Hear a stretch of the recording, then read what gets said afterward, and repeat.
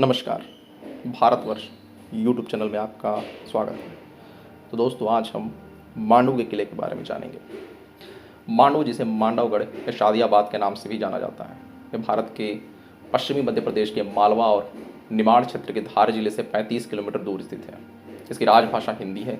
11वीं शताब्दी में मांडू तरंगड़ या तरंगा साम्राज्य का उपविभाजन था।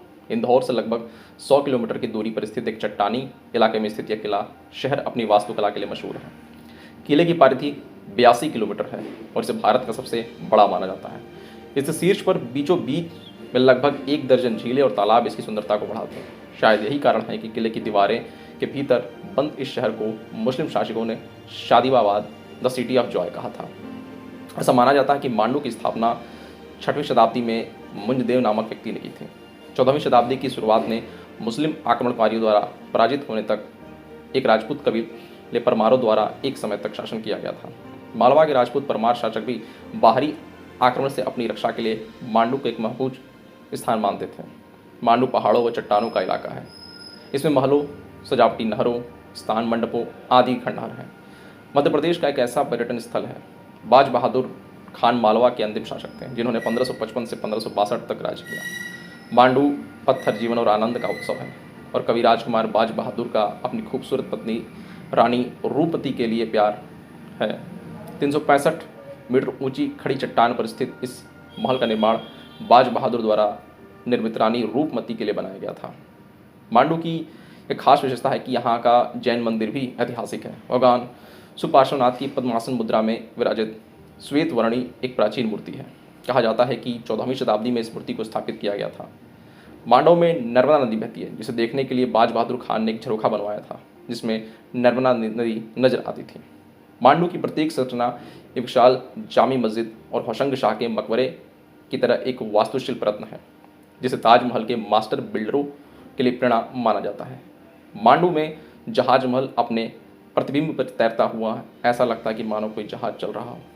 हालांकि सदियों तक पत्थर और गारे से बने इस जहाज ने कभी ऐसा नहीं किया। इसके बजाय यह मांडू के लंबे, समृद्ध और विविध इतिहास का मूक गवाह बने हुए है। जुड़वा झीलों के ऊपर तैरता हुआ खड़ा था। शाही के साथ भव्य महल अभी भी जीवित है, जबकि प्रवेश द्वार दरवाजा शाही विजय के इतिहास के बारे में बताते हैं।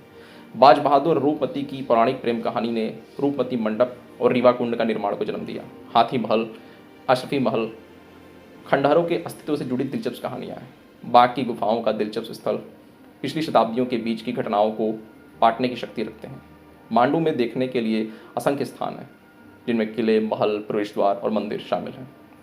मांडू के लुभावने वास्तुशिल्प रत्नों से सुशोभित शहर है और इन स्मारकों की गैलरी के माध्यम से टहलना आपको मंत्रमुग्ध कर सकता है। मांडव में प्रमुख पर्यटन आकर्षणों में से ढाई का महल, जहाज महल, हिंडोला महल, दरिया खान का मकबरा, रीवा कुंड, अशरफी महल, दरवाजा नीलकंठ, महल जामी मस्जिद, नीलकंठ महल और रूपमती और बाज बहादुर के महल शामिल हैं। शहर के खंडहर 8 मील तक पहाड़ों के शिखर तक फैले हुए हैं।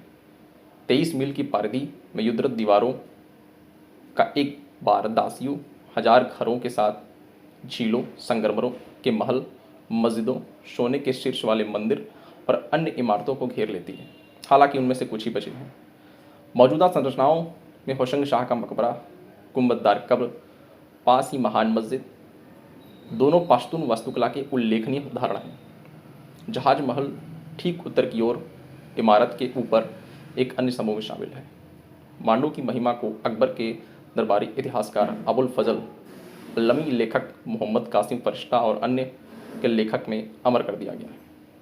सालनपुर में खोजे गए एक शिलालेख में कहा गया कि चंद्रसिम्हा नाम के एक व्यापारी ने मंडप दुर्ग में स्थित पार्श्वनाथ के मंदिर में एक मूर्ति स्थापित की, जबकि दुर्ग का अर्थ है किला। मांडू शब्द का प्राकृतिक भ्रष्टाचार है। मंडप का अर्थ है हाल, मंदिर। शिलालेख 1312 दिनांकित है, जो इंगित करता है कि मांडू 6वीं शताब्दी में एक समृद्ध शहर था। 10वीं और 11वीं शताब्दी में परमारों के अधीन मांडू को प्रमुखता मिली। 613 मीटर की ऊंचाई पर स्थित मांडू शहर के उत्तर में मालवा के पठार और दक्षिण में नर्मदा नदी की घाटी देखते हुए 13 किलोमीटर तक फैली विंध्य रेंज पर स्थित है, जिसने किले की राजधानी परमारों के लिए प्राकृतिक सुरक्षा के रूप में काम किया। मंडप दुर्गा के रूप में मांडू को जयवर्मन द्वितीय से शुरू होने वाले परमार राजाओं के शिलालेखों में शाही निवास के रूप में वर्णित किया गया। यह संभव है कि पड़ोसी राज्यों के हमलों के कारण जयवर्मन या उनके पूर्ववर्ती जैतुकी पारंपरिक परमार राजधानी धारा से मांडू चले गए। बलबन दिल्ली के सुल्तान नासिर उद्दीन का सेनापति उस समय तक परमार क्षेत्र की उत्तरी सीमा पर पहुंच गया था। लगभग उसी समय परमारों को देवगिरी के यादव राजा कृष्ण और गुजरात के बघेल राजा विशलदेव के हमलों का भी सामना करना पड़ा। धारा की तुलना में जो मैदानी इलाकों में स्थित है, मांडू की पहाड़ी क्षेत्र ने बेहतर रक्षात्मक स्थिति पेश की। मानसून पहाड़ी मालवा क्षेत्र के इस हिस्से की चमकीली पन्ना हरियाली से रंग देता है, जो दर्जनों छोटी झीलों, तालाबों और छोटे मोटे झरनों से घिरा होता है। मांडू मालवा का सबसे खूबसूरत स्थान बन जाता है। किले की दीवारों के भीतर गिरे शहर के लिए आंख को प्रसन्न करने वाले इंद्रियों की स्फूर्तिदायक दृश्य शादियाबाद विशेषण अपने पूर्ववर्ती मुस्लिम शासकों का आनंद का शहर है। मांडू के अगर हम पतन की बात करें तो मांडू के पतन की बात सुनकर रानी रूपमती ने विषपान कर लिया था। बाज बहादुर खानदेश भाग गया। अकबर ने जल्दी अदम खान को याद किया और पीर मोहम्मद के कौ कमान सौंपी, जिन्होंने खानदेश पर हमला किया और बुरहानपुर तक चले गए। लेकिन जल्द ही तीनों शक्तियों के गठबंधन से हार गए खानदेश के मीरन मुबारक शाह द्वितीय, बिरार के तुफाल खान और बाज बहादुर पीछे हटते समय पीर मोहम्मद की मौत हो गई। संगी सेना ने मुगलों का पीछा किया और उन्हें मालवा से बाहर खदेड़ दिया और इस तरह बाज बहादुर ने एक संक्षिप्त अवधि के लिए अपना राज्य वापस पा लिया। 1562 में अकबर ने अब्दुल्ला खान के नेतृत्व में एक और सेना भेजी, जिसके अंत में बाज बहादुर को हराया गया, जो चित्तौड़ भाग गया था। मालवा को मुगलों द्वारा अवशोषित कर लिया गया, जिसमें बाज बहादुर कई वर्षों तक विभिन्न अदालतों में भगोड़ा बना रहा था। नवंबर 1570 में उसे आगरा के अकबर के समक्ष आत्मसमर्पण कर दिया और उसकी सेवा में शामिल हो गया। रूपमती महल उस स्मारक के रूप में जाना जाता है जहां रानी रूपमती पवित्र नर्मदा नदी के दर्शन के लिए जाया करते थे, जिसकी धारा रूपमती महल के ऊपर से देखी जा सकती थी। उसके अलावा बाज बहादुर महल पर स्पष्ट दृष्टि रखने के लिए जहां रानी के प्रिय बाज बहादुर रहा करते थे। मांडू में उनकी प्रेम कहानियाँ बहुत प्रसिद्ध हैं और हर किसी के पास बताने के लिए एक अलग अलग कहानियाँ हैं। इस आश्चर्यजनक स्मारक की सुंदरता का आनंद लेने के लिए सूर्यास्त के समय इसकी यात्रा करनी चाहिए। इसके अलावा रूपमती महल के ऊपर से निचले इलाकों में हरियाली के कालीन और निचले क्षेत्र में स्थित कई अन्य मंत्रमुग्ध करने वाले स्मारकों को देखा जा सकता है। दो कृत्रिम झीलें, मुंज तालाब और कपूर तालाब के बीच बना 130 मीटर लंबा जहाज में एक भव्य 2 मंजिला महल है। अपने खुले मंडपों, पानी के ऊपर लटकती बालकनियों और खुली छत के साथ जहाज महल के शाही आनंद शिल्प के पत्थरों में से एक कल्पनाशील मनोरंजन है। दो कृत्रिम झीलों के बीच स्थित इस 2 मंजिला वास्तु शिल्प चमत्कार का नाम इसलिए रखा गया क्योंकि यह पानी में तैरते जहाज के रूप में दिखाई देता है।